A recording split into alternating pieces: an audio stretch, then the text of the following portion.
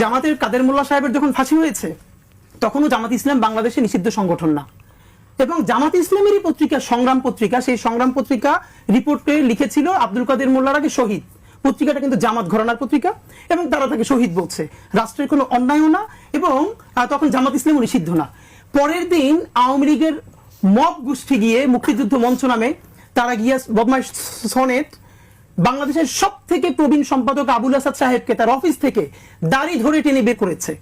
কেন এই রাজাকার শহীদ আব্দুল কাদের মোল্লার আগে শহীদ বলা হলো, তারপরে তাকে থানায় দেওয়া হলো, বহুদিন তিনি গ্রেপ্তার থাকলেন। এই প্রথম আলোর মতিউর রহমান ভাই, ওনাকে সম্মান জানিয়ে বলছি প্রফেশনালিজমের জায়গা থেকে, অথবা ডেইলি স্টারের মাহফুজা নাম থেকে শুরু করে বাংলাদেশের এই কোন সম্পাদক একবার প্রতিবাদ করেন নাই যে বাংলাদেশের সব থেকে প্রবীণ সম্পাদক কেন তাকে তার অফিসে গিয়ে দাড়ি টেনে বের করা হলো, যদিও তিনি কোনো আইনের বহির্ভূত কাজ করেন নাই।